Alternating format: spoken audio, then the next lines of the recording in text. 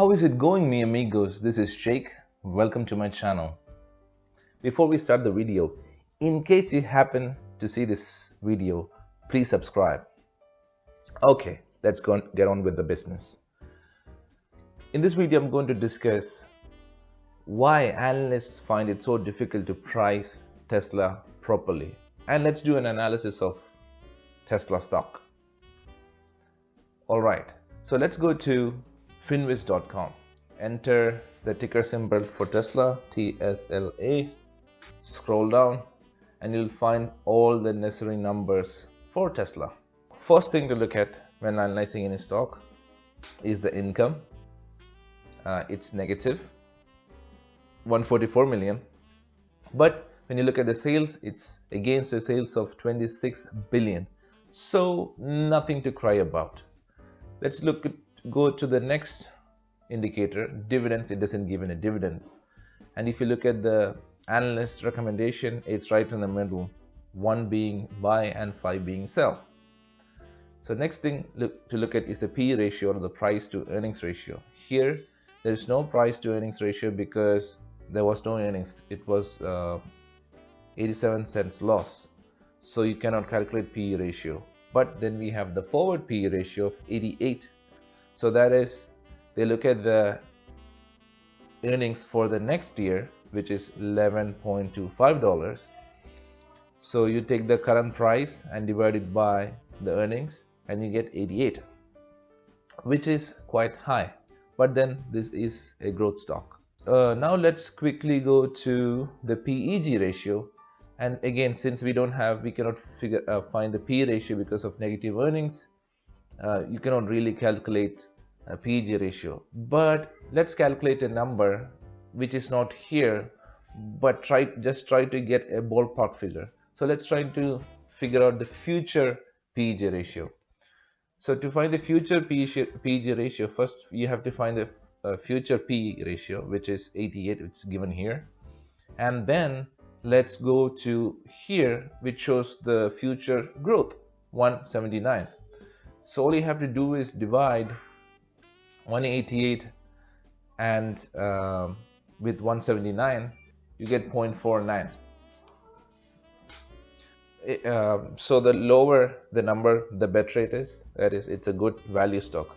So when you consider that, even at the current price of $986, it's not that expensive when you consider that factor. Moving on, quick ratio. So what quick ratio gives you is how fast can a company respond to a debt scenario. That means how much liquid assets that you have available against your current liabilities. So the higher number is good because that means you have more liquid assets that you can play with to service a debt, which is 0.9. But above 1 is better. 0.9 is not too shabby. And let's look at the current ratio. It gives it's a ratio of current assets by current liability. So that is above 1, which is good, but these are not both spectacular numbers. Moving on, debt to equity. It's pretty simple to understand this one because a higher number is bad because that shows you have more debt than equity. Under 1 is good. That is 1.52. That means there's 1.52 times debt than equity for the company. And again, if you look at the long-term debt, you get a similar number of 1.17. So when you summarize everything that you see here for an analyst, it is pretty run-of-the-mill growth company, which should be valued as such. So let's get to the next set of indicators, and then we'll talk about the numbers that you see on the screen right here. All right, earnings per share trailing 12 months, it was a loss of 87 cents. Not too bad considering the sales. Then you look for the earnings per share next year, 11.25. So I'm not considering the Rona situation right here because these numbers would be off.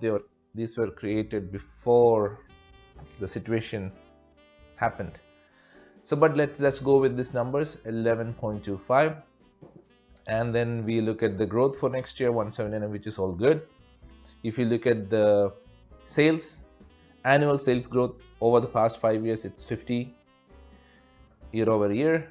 And if you look quarter to quarter sales, that means you're comparing first quarter for 2019 with first quarter for 2020, same second quarter of 2019 with second quarter of 2020, 31%, spectacular numbers. And if you consider earnings growth quarter over quarter, that means third quarter to fourth quarter to fifth quarter, so the latest, it's almost double, 102% growth in earnings. So when you look at the numbers on this side, it looks good, really good, right? How to decide? When you look here, everything is not so good, not so bad, pretty much average for a growth company. Here, spectacular. So let's look at more numbers.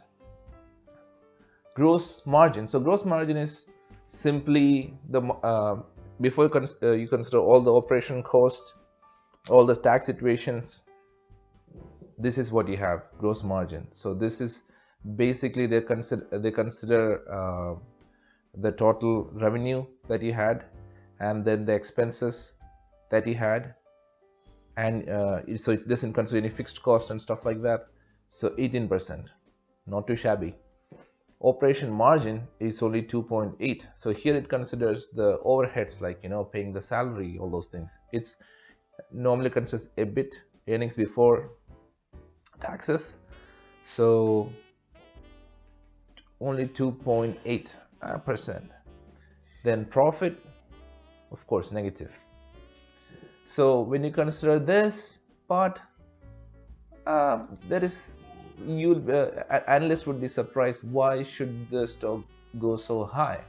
But there is one thing missing in this whole equation, right? Institutional ownership. So I'll make a quick comparison with other popular stocks, and I'll show you the institutional ownership of Tesla compared to others. So institutional ownership is the big hedge funds, the banks, the big ETFs, all the big Wall Street organizations ownership in these stocks. So that is 50%, approximately 50%, right? So you can say 50 is institutional and 50 is with retail investors like you and me. Let's look at the ownership for Microsoft. 73% is owned by Wall Street. Let's look at Google. 81% is owned by Wall Street. Now let's quickly look at Facebook. The institutional ownership is at 80%. Let's look at a financial stock, JP Morgan, 74%. So do you see a common theme here? Almost 75 and above is owned by institutional investors. That means the big banks, hedge funds, the mutual funds, Wall Street in general. So this gives us a new insight into the price of Tesla as it stands today. 50% is owned by institutions, big institutions, and 50% is owned by retail investors. Now let's get to an analogy. So if you have ever gone to a modern art museum, you'll see some of the paintings are worth 30 millions, 40 millions, and all you see is some scribbles, colorful scribbles nonetheless, but scribbles. And they're priced at 15 millions, 20 millions, 30 millions. And the important question is why? It is 30 millions because someone was willing to pay 30 million for that artwork. And if that person is not ready to part with it for under 30 million, or even let's say under 60 million, that is the new price for that artwork. If that person will not sell for under 30 million, the price of that artwork is 30 million. And if someone else want to buy from him, and the price he quotes is 60 million, well, that is the price of the artwork, because there is no other painting like that, and the person holding it will not sell it for less than 60. So that's what's happening with Tesla. 50% is held by mostly millennials. They love the company. They don't care about all these numbers that you see here. All they see is they see more and more Tesla on the road. They don't care. They don't see all these numbers and the debt ratio, and they don't care, right? They believe in the company. They love the company, and especially they love the CEO, Elon Musk. When 50% of the stocks is held by retail investors and those 50% of the shares are not traded in the market, if you see YouTube videos of people who make videos on Tesla, they're just holding it forever. Their stocks are not coming in the market. So of all the shares floated in the markets, if you see, the outstanding shares are 183, but the open shares float is 147. So if you take a half of it, that's like 75 approximately. Only 75 million stocks are really available for trading in the market, because those are held by institutional ownership. And institutional ownership, one of the biggest, it's not a problem, but the biggest handicap they have is they have to trim their risk time to time, right? They cannot just hold, it's others' money they're holding. So they cannot be like retail investors and say that, hey, I trust this company and I'll just keep it forever. No.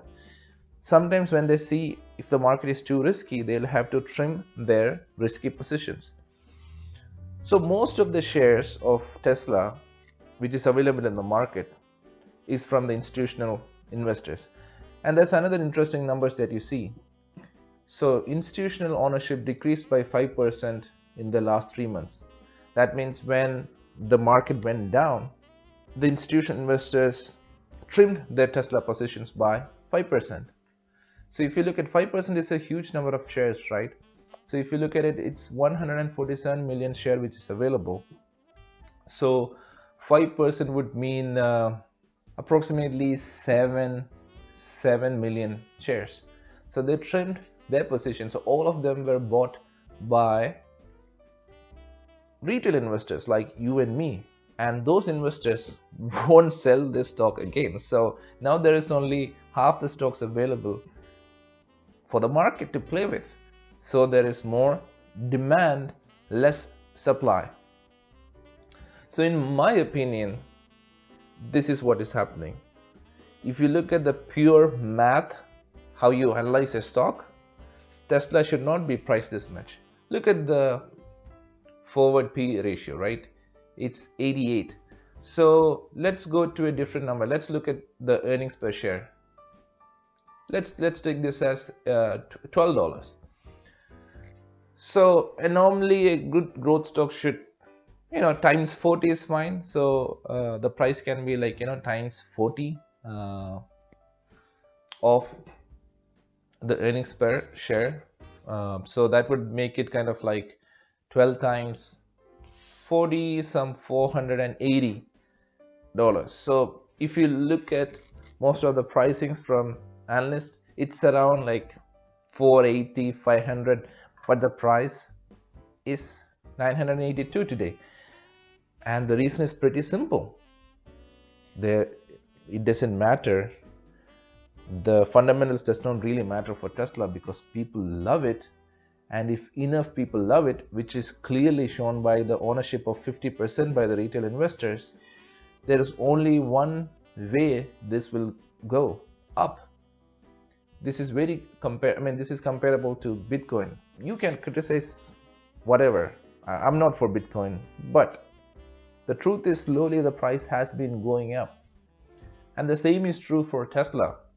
Of course, they've created crazy good products, but when you look at the numbers, it doesn't support such high valuation. But when you look at the institutional ownership and the love for the company from millennials and the under 40 crowd, since they won't sell their shares, this is the price. And if you want to buy one share of Tesla, this is what you have to pay. Thank you guys.